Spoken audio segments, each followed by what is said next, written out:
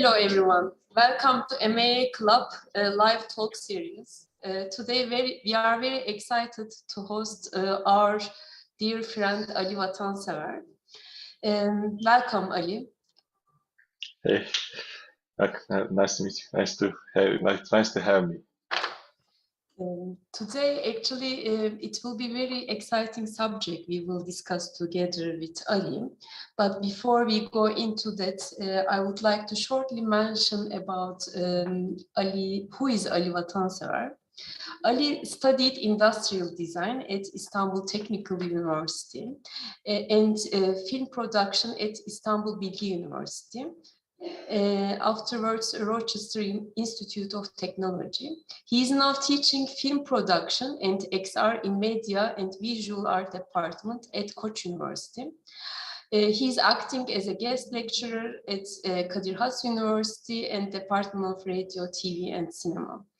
Ali directed 2 feature dramas. His latest film self-premiered in Toronto Film Festival in September 2018, and he is awarded at many film festivals. He is pursuing his directing career within Terminal Film and a production company he co-founded.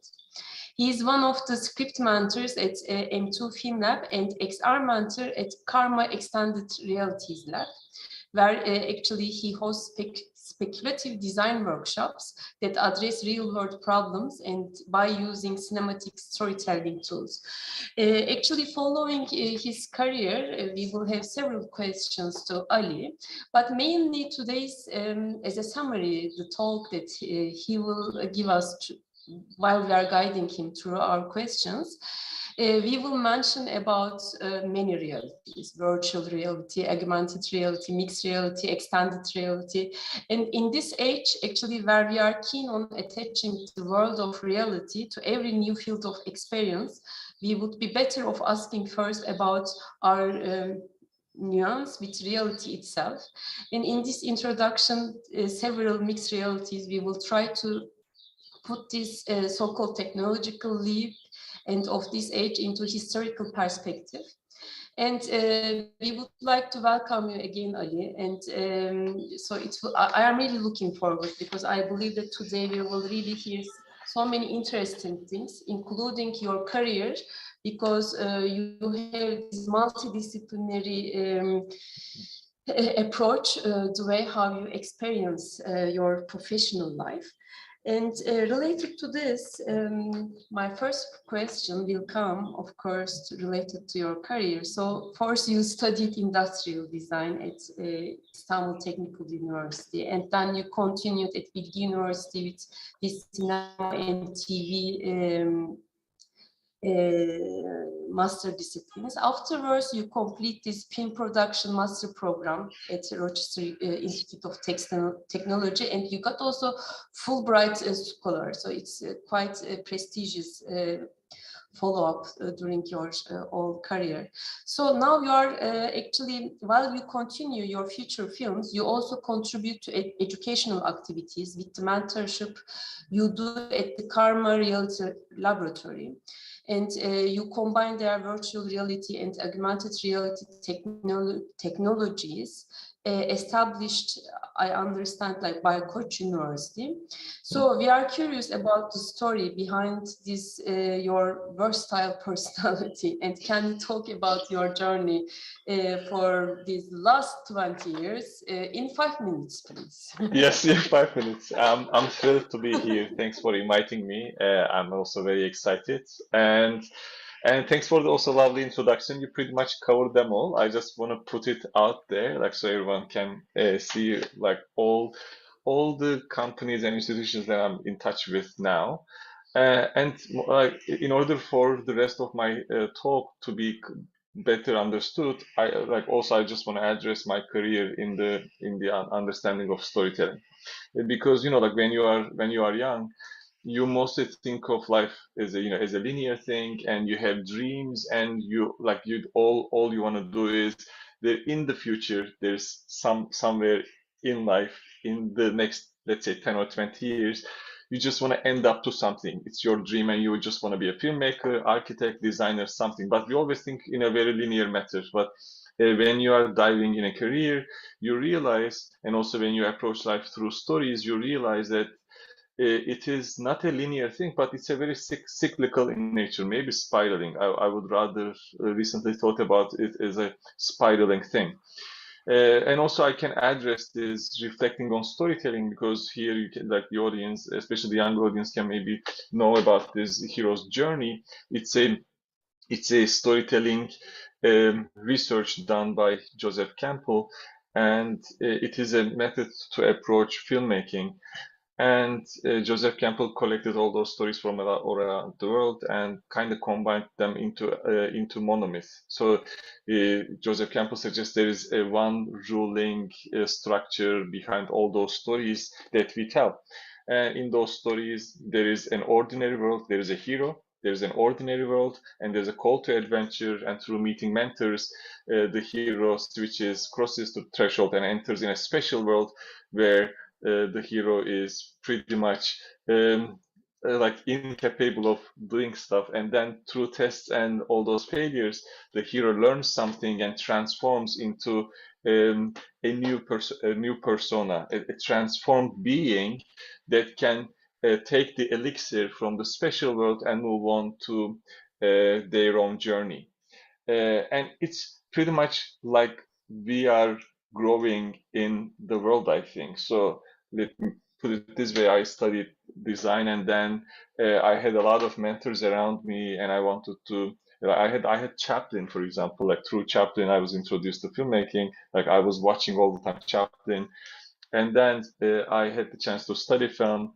Then at some point, I ended up being a filmmaker, and then through that, I met with people from Istanbul Technical University, and again later in my life, and they said, okay, how about you teach film to design students? And then it started a new journey. And through that, I started to teach at Koç Media and Visual Arts. Now I also teach jointly at Kadir Has University. Throughout these journeys, I met with mentors from VR world, and suddenly I was so intrigued by it, and I was drawn into this virtual reality world. And then together with a couple of colleagues at Koç, we founded Karma Extended Realities Research Lab. And also, whilst also working on my stories on my film projects, I happened to meet all those great mentors in working in NGOs and working on governance issues. And suddenly I was involved in Istanbul Hepimizin initiative. Right now we are also doing a weekly program at MAAGuests. So it is like you basically being introduced to some key figures in life that kind of makes you drawn into different fields, and you take the elixir and come back to zero as being grown, and a new reality starts. But at the end of the day, since this is a cyclical in nature, I think what I think is at the core of the whole deal, at the center of this whole journey for me, I think the idea is that I am surrounding myself with stories. So I am a storyteller, not maybe a filmmaker, not maybe a researcher, not an academic, not a photographer. No, nothing. I was thinking of myself as a storyteller. This is at the core of my being in this world, I think. It's very inspiring, actually, really, this spiral, the way you explained. I think we need to discuss about this more later on. Yeah, this is just a huge semester in my screenwriting class, actually. This is what we do. So this is just in 5 minutes. Exactly. Yeah. We can, each chapter we can discuss like in other sessions. I'm really excited, and I really thought many things about this when you mentioned. So maybe from here we may jump like some cross sections related to, like, undeniably, I believe that there is many common points actually between architects and, let's say, director. Okay, you don't want to call yourself as a director, as you mentioned, you are a storyteller. But let's say as a storyteller where you sit, and as an architect where I am sit, I believe still there are many common things. So we both construct lives, moments, peoples, and events actually related to this. And I am curious about your process of design, because when you storytell, actually you design things. Maybe you design the moment or you design the future. So how does the design process start for you, and what are your materials? Well, lovely question. And I totally agree. There are so many commonalities between architects and filmmakers, in a sense that we are dealing with lived spaces, actually. We are throwing the personas, the characters, into those moments. And also, I find it intriguing that you are designing all those fantastic building structures, but you present them not in its entirety, but through those renders that kind of breathes life into those moments. So for the audience, for the user of those buildings, in order to put them out there, present them to the user, you come up with all those renders, which invites the audience as a persona into those moments. It's kind of like you storytell through those images that you select. For example, on the right side, you can see two renders, and you can kind of you are creating moments like slices of life for the user. And we are basically doing pretty much this in filmmaking.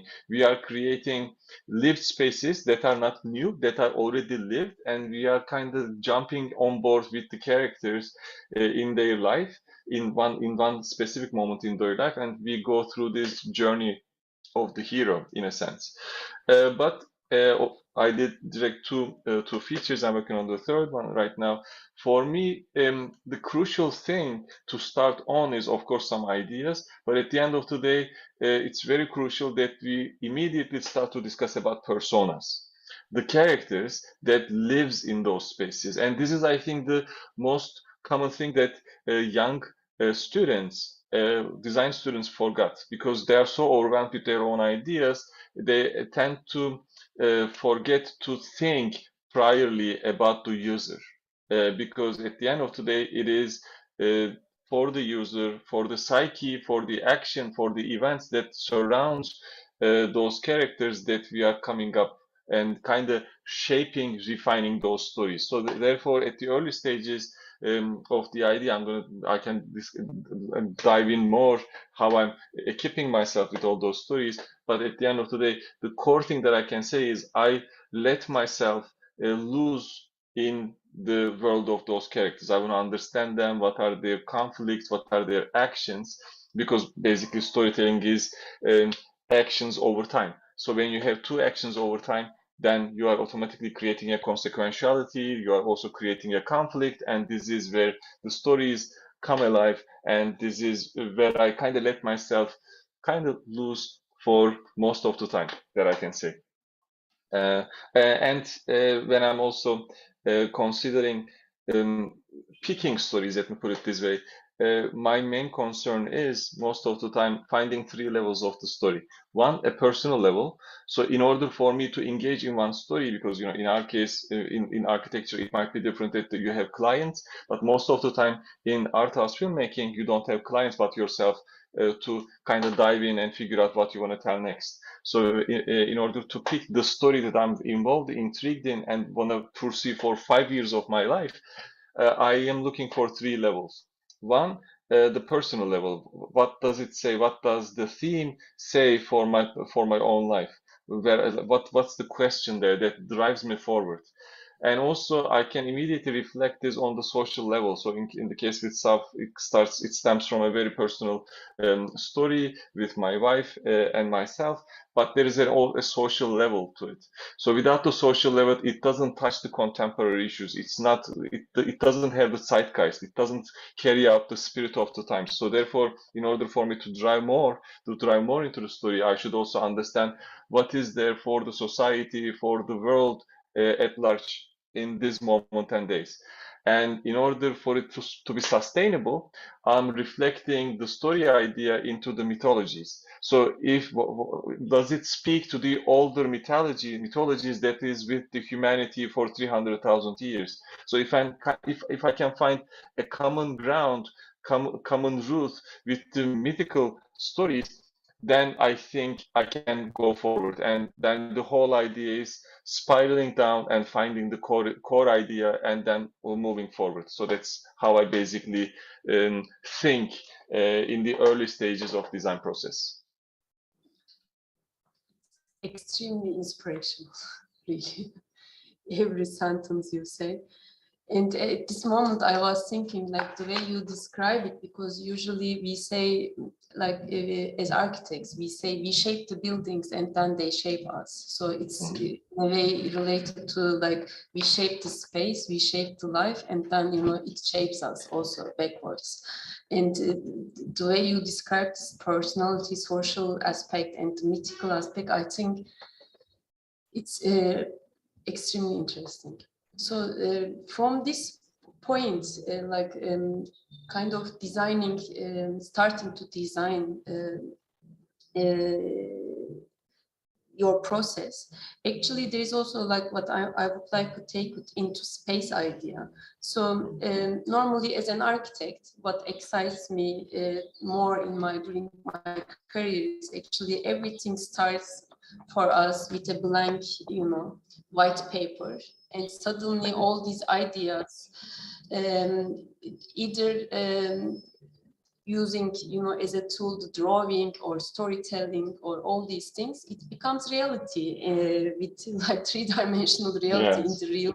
So we turn this abstract ideas into really material as an architect. So actually my question is, do you build by thinking and drawing like architects, or do you ever sketch your scenes, like, for your storytelling, or maybe framing to support your written expressions?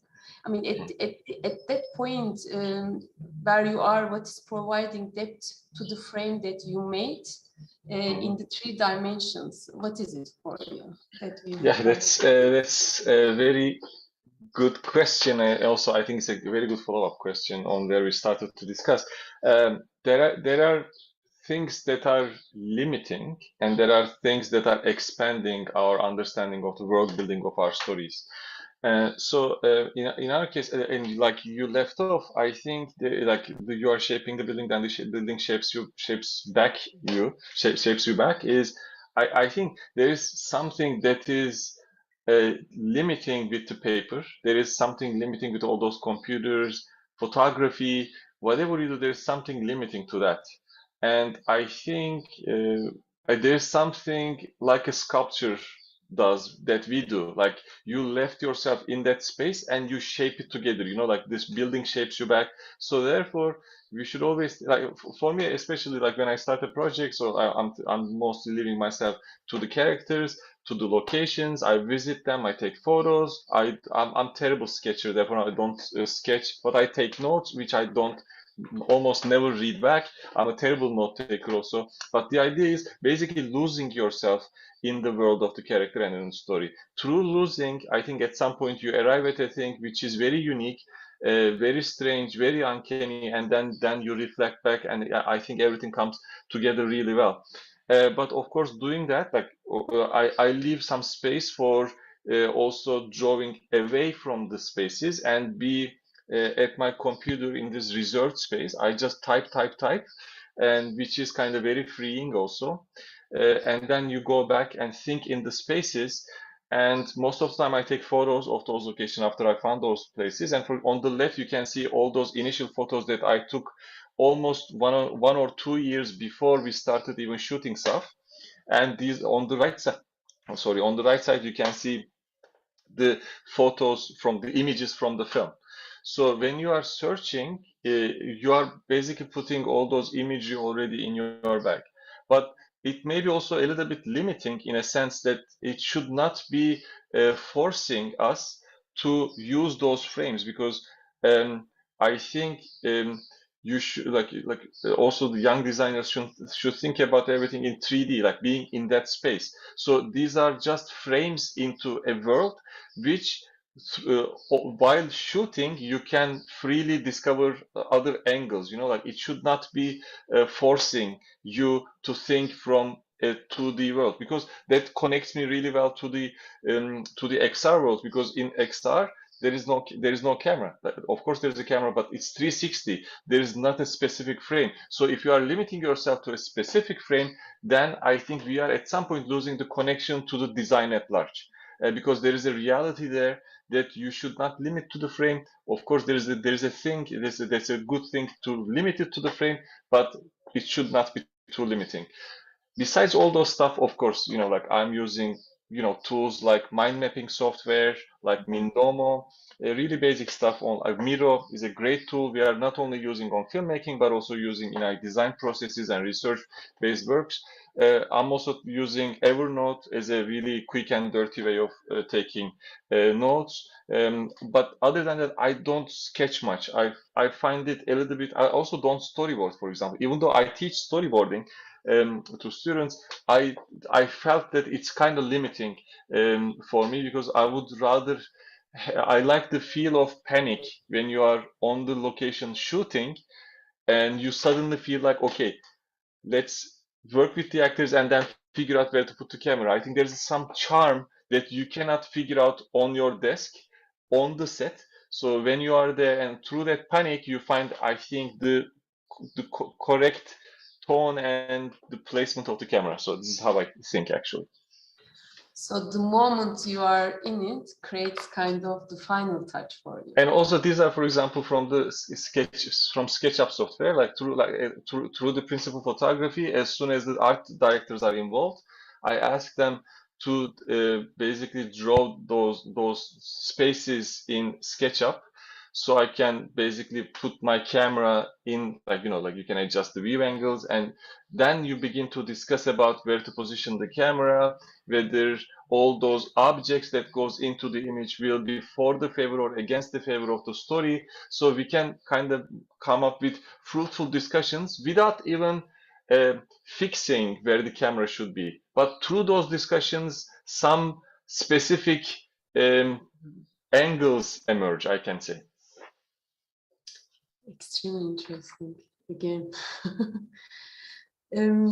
So, because while you were actually describing the way how you generate your third dimension, you mentioned like you start mentioning actually like different realities and using different tools, because there is one reality which is actually not exists yet, but you create through a software, in three-dimensional software, then you experience it actually in a 2D world. I mean, in a 2D screen with a 3D information, but then you start mentioning about this XR and stuff. And I know very well, because also you, and I noted also the tools that you use. Miro we also use a lot. And I remember it was maybe 2 years ago, you invited me to Karma Lab with this really like so inspirational workshop, and there were so many people from really different disciplines, and we created ideas. I think it was extremely inspirational. The way also how you used it, interface was interesting. So from this point, maybe we can start discussing and hear from you.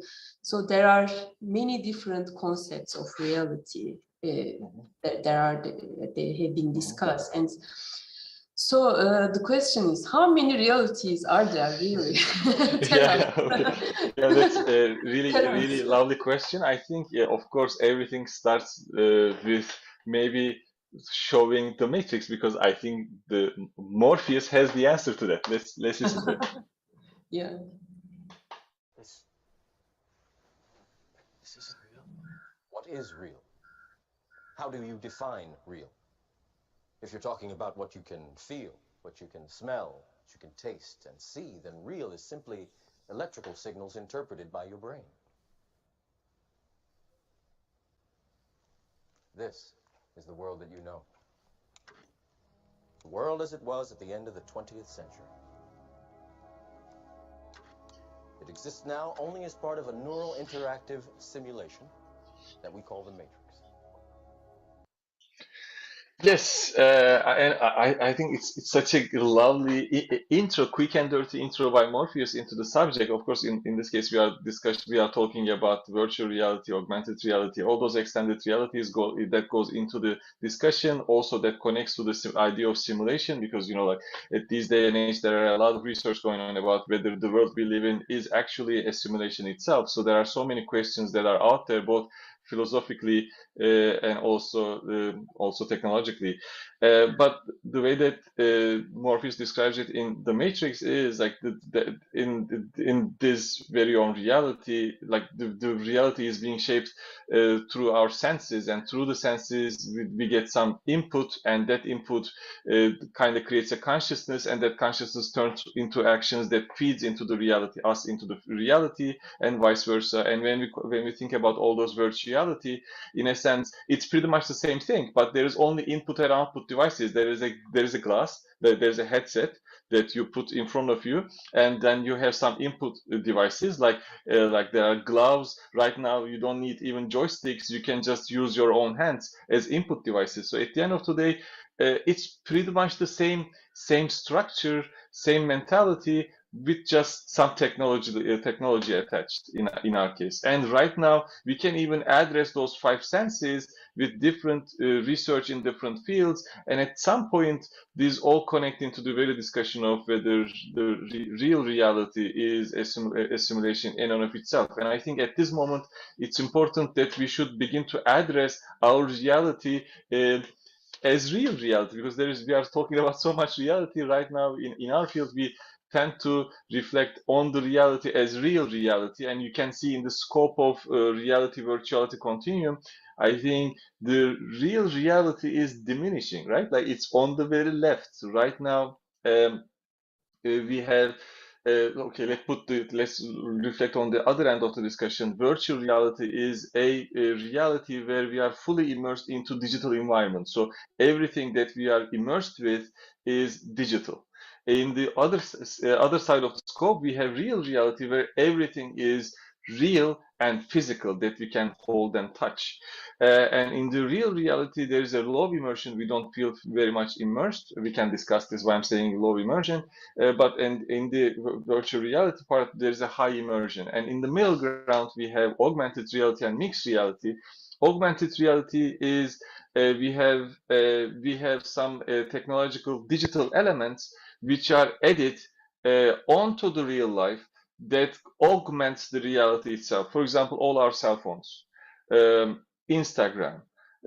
Probably people know about like Pokemon Go. Like if you have ever played Pokemon Go, it is some digital objects, digital gamified objects being augmented into our real life that we experience through screens like tablets, phones, etc. So this is where we augment the reality. And then in those augmented reality, there is not a real connection between the real and digital objects. They don't interact with each other. They just lie next to each other for us, but at the end of the day, they don't interact. So as soon as we begin to talk about mixed reality, then all those digital objects are aware of our physical surrounding, and they can interact with it. So, for example, in the case with Pokemon Go, the Pokemon Go or the Instagram, all those plugins, all those software doesn't recognize your space. But when we talk about mixed reality, if you begin to have those mixed reality glasses on, immediately your room along with your desk, along with your lamp will be recognized by the software itself, and those feedback mechanism makes the digital objects interact and basically kind of react to them.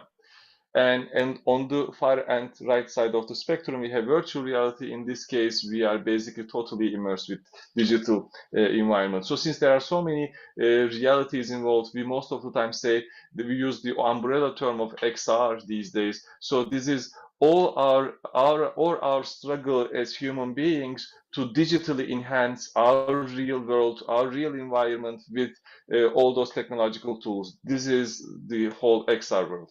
But I might be taking too much time off with this question, but let me go a little bit forward, because it feels very nowadays, right? Like we always think like, okay, in this latest like 20 years, everything is basically converging, and there's a huge discussion about all those virtual realities and all those kind of stuff. But at the end of the day, when you reflect back, the whole idea as humanity in our existence in the world is not being satisfied with the reality itself.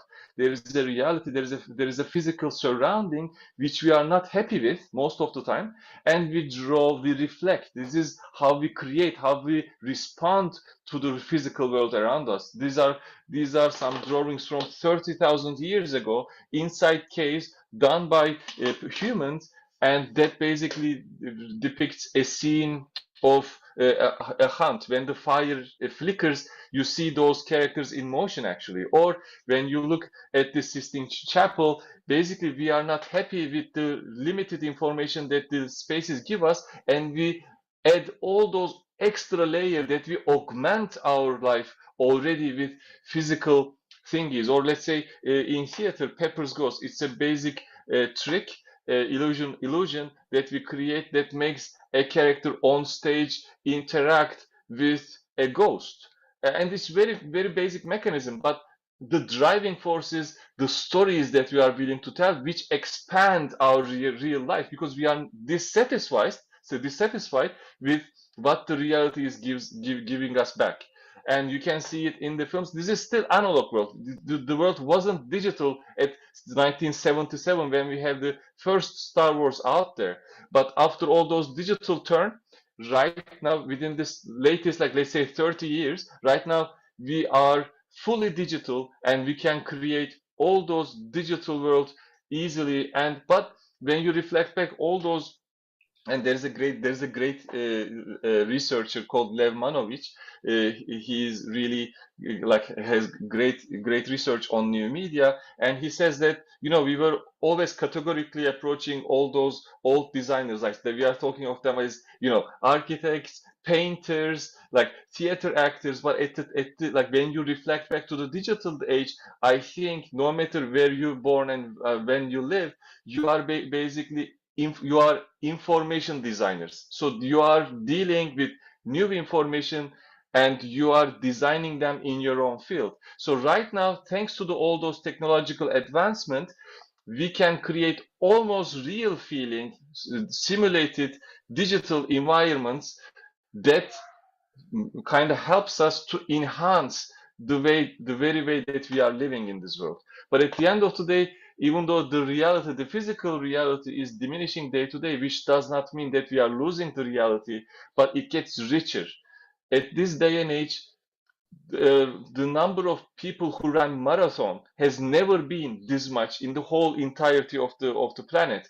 Or even the record players, like like most of the time these days, there's all those old records are back, music records are back.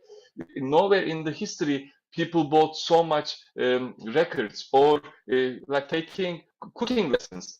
Even though we get so digitally enhanced, we are still so much down to earth with real, and we are kind of enriching our presence in the real world through thanks to this digitalization. But also, when you are running marathon, you have your smartwatches. When you are doing cooking, you have your YouTube in front of you. Or when you are listening to records, you are listening to your hi-fi, very digitally enhanced headphones. But at the end of the day, this is very physical interaction with the output. Let me put it this way. Thank you very much. There are really many realities, and they will extend more and more, and they will become more immersive, definitely. So at MAAClub, you do a lot of research also, and related to these extended realities. You produce and execute actually technologies also, as much as I know, related to these extended realities. And at the same time, you have this multidisciplinary environment. So maybe could you explain to us like these realities, or the way you work on these realities at MAAClub? What are you doing? Yeah, so at Karma Lab, it's an XR research lab. We are mostly focused on research. We have two basic motivation. One is to sustain the XR ecosystem by focusing on giving proper and well education to the interested parties. So we are, as a side, we are training young talents and trying to sustain the industry, like to kind of provide more talents into the industry. But also we are more or less research focused. We are doing most of the time research on the field of XR, but about how we can use XR tools for better learning or well-being, or accessible cultural heritage, or performing arts. How can all those XR tools help us in different fields, and how we can approach them in a very multidisciplinary, with a multidisciplinary agenda. So we are collaborating with engineers. We are also collaborating with people from medicine, from psychology, from various disciplines, in order to advance our search in XR, because most of the audience might think about XR in gaming and entertainment, but at the end of the day, those tools are basically helping us also in real life, or not also specifically real life, but also in not specifically on research, but also for artistic purposes. So we are finding ways to how we can use all those XR tools to facilitate a better stage for artists themselves, performing artists, or for the audience. How can we create more engaging space for the audiences? So these fields are very new. Wherever you go in the world, these fields are very new, and we kind of, I can fairly say that we jumped on board quite early on, and right now we are surrounding ourselves with great teams from not only from Turkey but also from abroad, and we are basically progressing for betterment of this field. As a side note, as you were mentioning early on, we are also using some cinematic tools, like world building tools, that is basically developed in filmmaking by a couple of production designers. One to mention is, of course, Alex McDowell. He is one of the pioneers of developing this world building approach that was specifically used in sci-fis first, and then basically Alex McDowell, thanks to with a great researchers, they basically adapted those tools in addressing real world problems. So we are also coming up with some experts on the field using mostly those digital tools like Miro, and thinking about the future from a very design fiction perspective, not to pinpoint about the future, but address the future, to speculate about the future in order to understand nowadays, today, in a better way, in a more freeing way. And on the right, you can see one of our workshops where we are creating a meta-human character, and through Unreal Engine, we can have one of our colleagues speak in real time, but we can see her as a character from the future, and you can kind of proceed a discussion with the whole team of experts can discuss with a person from the future as a meta-human, and it kind of is a very thought-provoking experiment that we are doing, and it also helps us find a common ground to speculate in, let's say, 2050 medicine, or let's say 2030s XR, what's going to happen there. So using all those tools, both we are having fun and also speculating about the future, I can say. Interesting. And thank you. I was part of this 2030 workshop back then. And maybe we can go back at this moment a little bit back to cinema world and cinema subject. So cinema also has some technical tools to transfer the existing ideas, and screening, as much as we know, of course you know better than us, but the way how we describe it, screen angles, location, perspective, people, nature, sound, event, the gender of the film, and I believe it goes on and on. And so, because here with this 2030 XR, you were mentioning about this character. So this character was from future, and actually the lady was talking from today. And so maybe what do you think the key actor of cinema, I mean, who or what is it? And what will be the key actor in the world of this mixed reality or extended reality in the future? I don't know if it's clear, my question. But... Yeah, I understand. So, so of course we are talking about post-COVID, when we are going through still a post-trauma of COVID. In this case, I can say right now the key decision maker, key actor in the cinema world, we can say the streaming platforms in a sense, because since we are stuck at our homes for more than 2 years, not sure about what to watch, all those streaming platforms basically moved the industry forward. But at the end of the day, we should also address this in a sense that there is a bombardment of information coming on those platforms, right? There is a phenomena of logging onto Netflix and searching for a content for hours and then couldn't find nothing and log out without watching a film, right? So we've been there. And after that, Netflix addressed this issue by putting a button there saying play something, right? So like right now when you're logged into Netflix, there is a button there which says play something. But I think I can totally say right now all those streaming platforms think of the audience as like not sure about what to do, and also for the content creators that they are creating nothing but something. So Netflix presumes that we as the content creators, the filmmakers, we are creating nothing but something. So I think this causes a problem, right? I think like my world is built around stories about the creative side of the deal. So right now we can see that all those platforms, the end platforms, the tools that are kind of used to meet the audience are basically not thinking forward in that sense, but they are there to save the day with all those bombardment of just data.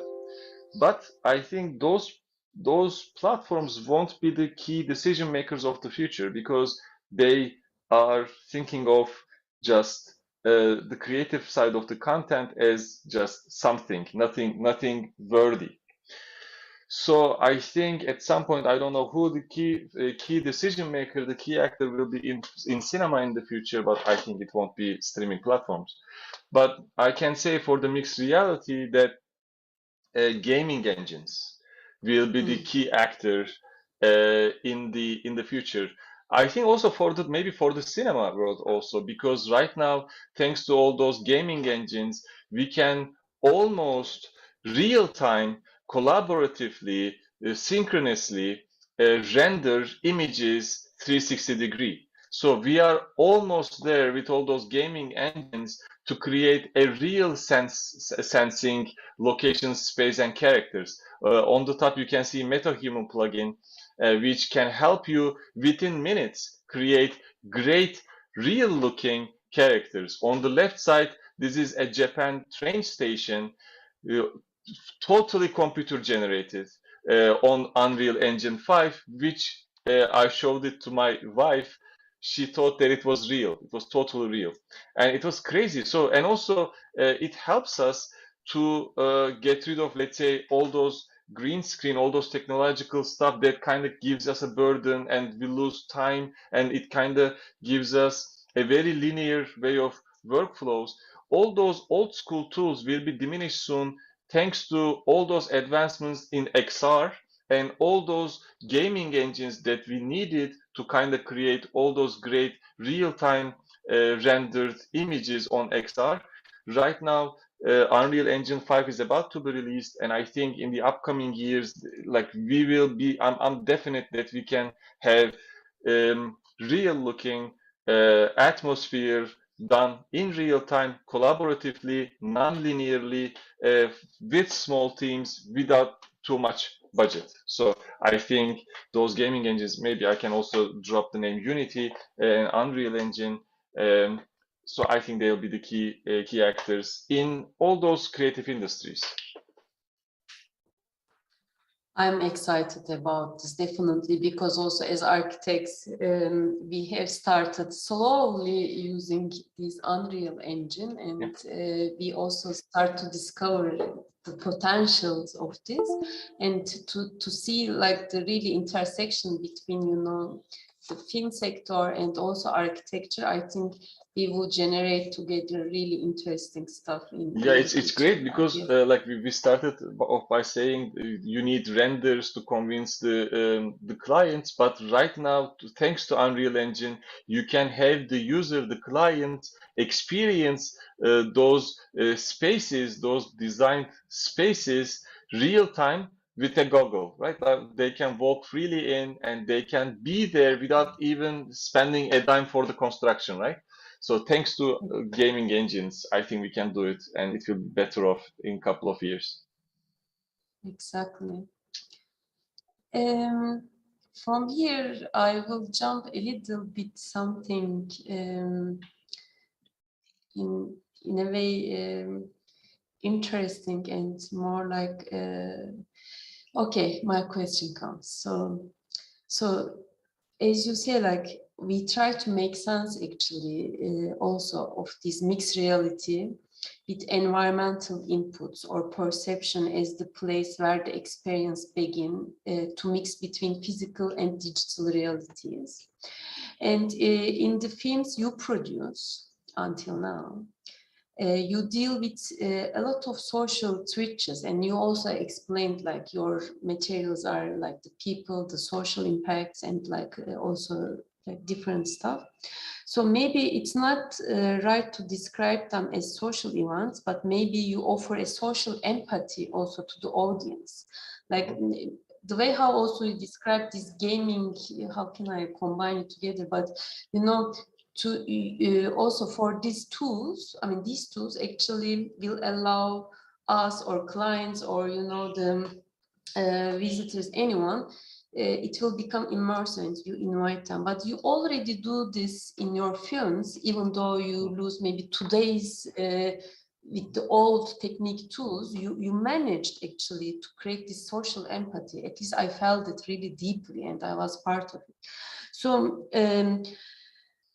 actually, the real question comes now. So do you have plans to build this empathy with the benefits of this mixed reality in your movies? Can the audience be placed in that frame like a character of the movie while watching? And what do you think about this? Great. Of course. Like maybe I should jump on this with how should I say? So so this is my latest feature. Maybe it's time to at least drop the topic here on this.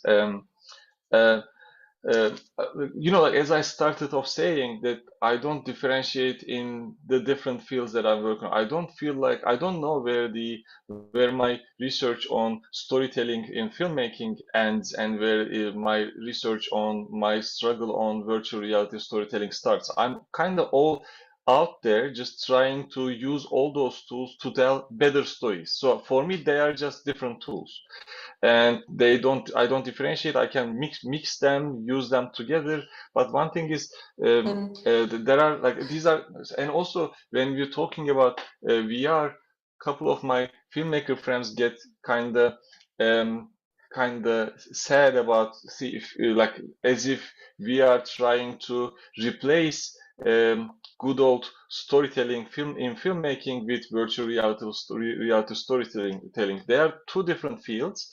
And in the case with regular flatties, like regular films, there is a frame and there is an audience and there is a hero on screen, and you most of the time lose your body and you embody the character and you go through a journey. But in the case with virtual reality, you can be present in that space. So you as the audience is the actual protagonist, actual hero of the stories. So there is a clear distinction there. But at the end of the day, since I don't separate much right now, for example, in my new feature film, Alone Together, I am using virtual reality tools, in a sense that one of the characters in the movie, he's a young cancer-fighting son of the family, who is basically gave up hope about living, but right now spend most of his time in virtual reality chat rooms.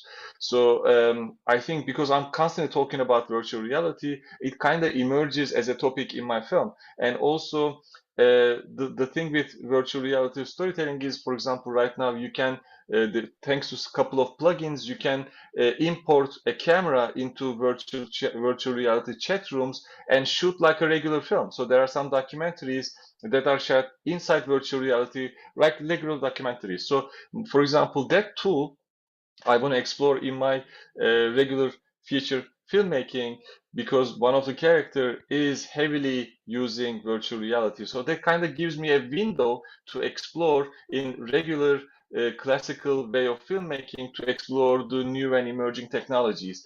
All those breaking moments, all those breaking like blurry lines help us to explore more what's coming in the future. So, and also this is, you know, like I said, I'm spiraling down towards the stories, towards the core of me being present in this world, and these are all about, you know, like nothing but storytelling. So We are looking forward, Ali, really. So maybe towards the end, to sum up everything,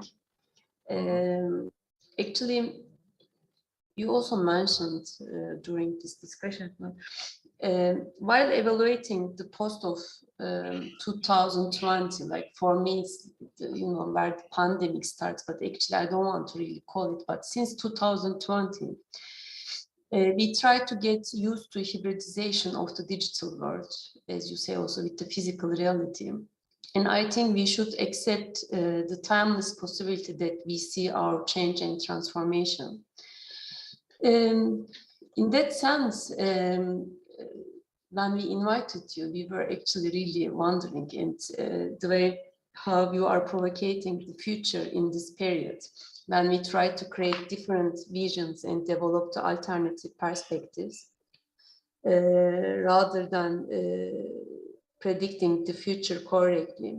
Beyond experiencing and learning to interact with the media and its design on two-dimensional screens, we are talking about placing it naturally in the physical world where we live in, and interacting with our daily actions in this virtual world. So how do you see, like in general for you, what's coming and what is really in the future awaits us in your extreme provocating world? That's my main question for you. okay, all right, great. Before jumping onto metaverse, before jumping onto metaverse, about the future, you know, like most of us are kind of obsessed with the future in a sense, but I think that this obsession is a little bit not on a failure ground, because I think what we are doing when we are speculating about the future, we are nowhere near trying to know the future. Our task, my job in storytelling is never to guess correctly what the future is, because the future is one of the trillions of possibilities which I don't give much importance about. So our job is not about knowing, it's about not knowing, because the storytelling is all about not knowing, accepting the fact that we cannot know it, but there's a better way to end up in the future, right? All our tasks in this whole world, from this period in the caves to this all those Renaissance painting,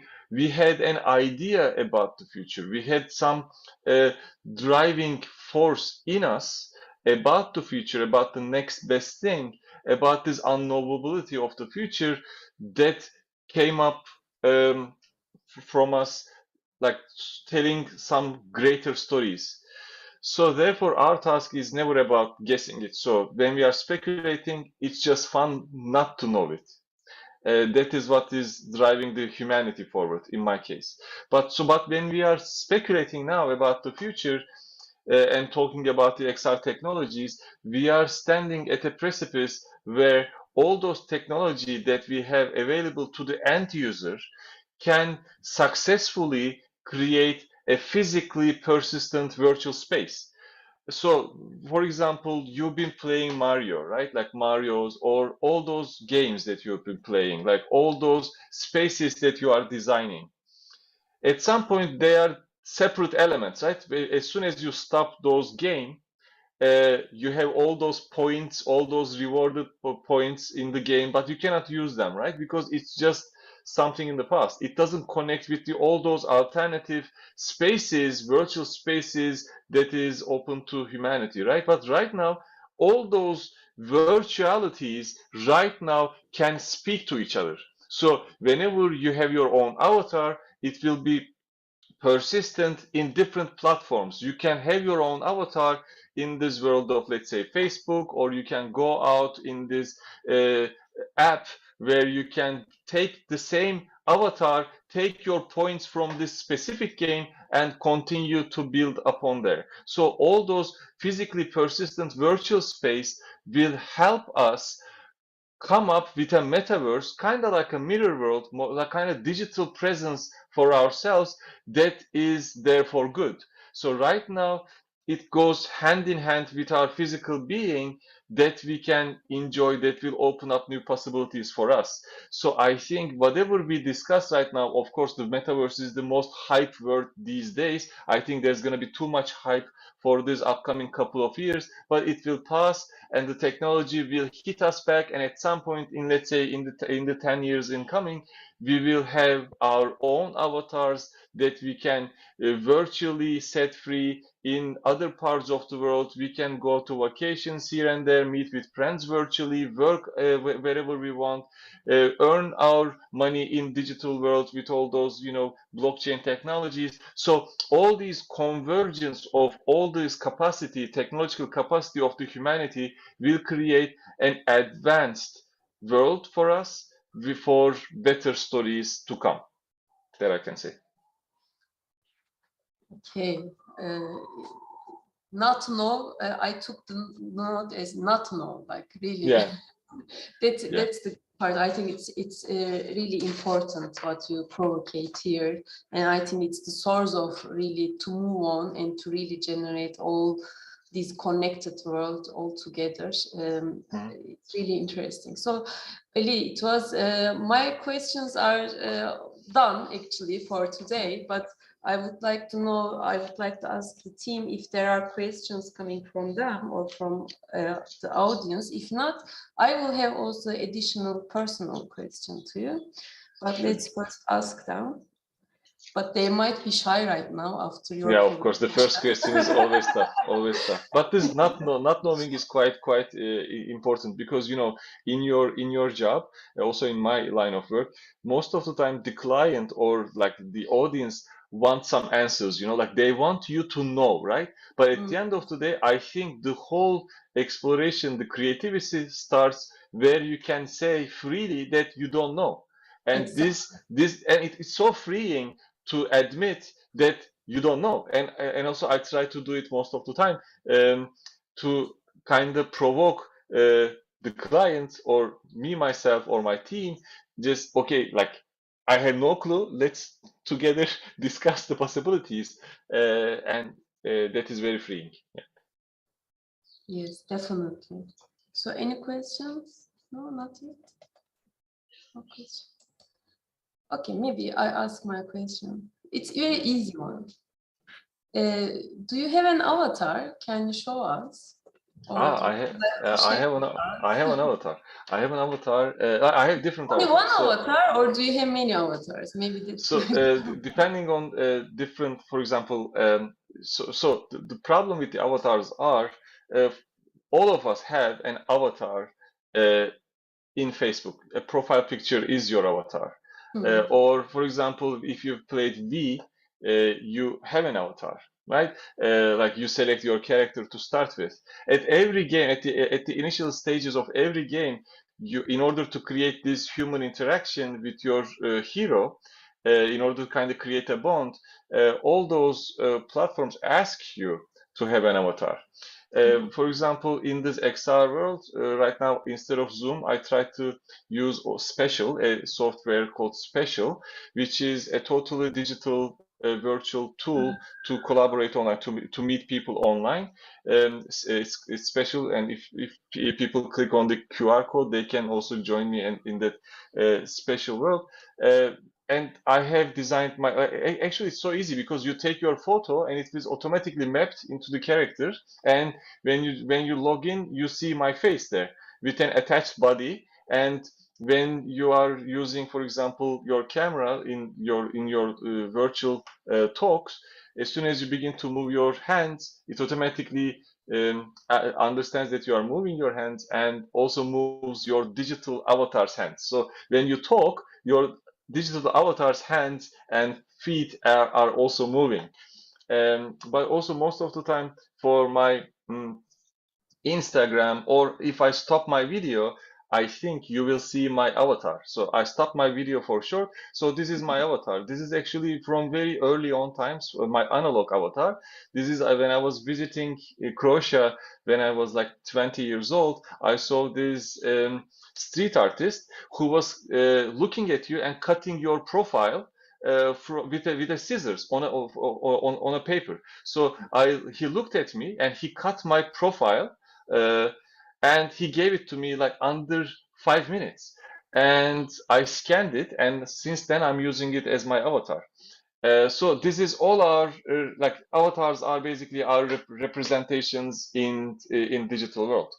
And the thing is, as we are progressing with all those technologies, I think at the end of the day we'll have a one avatar we feel like our digital self, our digital twin, let me put it this way. So we will have a digital twin that we feel very alike. Nice. Yes, the digital twin. I think people are a bit shy. So maybe I ask one last question and then we will thank you because it was really, really wonderful. All the things you mentioned because we asked a lot of questions, so you had a limited time to discuss with them, but I think each of them requires actually additional session to discuss. And for me, I took also a lot of notes during your presentation and discussion. Maybe, I mean, last question could be because towards the very end you start mentioning blockchain and this kind of this world, and so also in our private talks we were also talking with you related to NFTs and these digital world related issues. And maybe if you would like to mention, I mean it's not a direct question, but if you would like to mention a little bit about it, we can open up that subject and then we will thank you, and we don't want to take much time. That's a huge topic, but I just want to add this. When you ask about the key actors for the future, the problem with the world as of now is we are having at every industry, we are having key actors as some big companies. Like we have Google, we have Facebook, we have Apple, all those technological companies that hold the information. And we are, as the audience, we are using all those digital tools as those companies decide. And I think through blockchain technologies, it gives us a new democratic understanding of having decentralized digital technologies surrounding us that gives the end user the power to collaborate and find new grounds of technological advancements. So the blockchain is a great tool, not because we have NFTs, not because we have Bitcoin and all those Dogecoin or anything, because it democratizes the very fact that we are collaborating digitally. And it's so therefore reflecting back to the fact of the key actors. So all those tools from old school thinking, old school analog way of approaching the world, all those gatekeepers, let me put it this way. What the thing about the key actors of the future are, it's just the end user. So it's just the creative people, because when I'm saying creative people, also in filmmaking, you have a director or you have a designer to also hold the the solution. You know, like we are asking the director to give all the answers, but at the end of the day, I think we're gonna also democratize the very fact that we are storytelling. The audience will be part of the interactive narrative. Also, the user will be part of the design process for all those, let it be architecture, industrial design, whatever. So when we democratize the tools through blockchain, through all those technological new tools, I think the future has the key actors as the end user. So that's all I can say. I think it was the best conclusion for this discussion, really. Thank you very much, Ali. It was extremely wonderful, and I personally enjoyed it a lot, and I believe that MAAClub listeners will also enjoy it. Either they listen now or later on. We will share with them this discussion, and thank you very much again. Yeah, it's such a pleasure, and please reach out to me, like all the ones who are listening. You know, I'm easily available, and let's just keep on discussing. Thank you. Bye bye.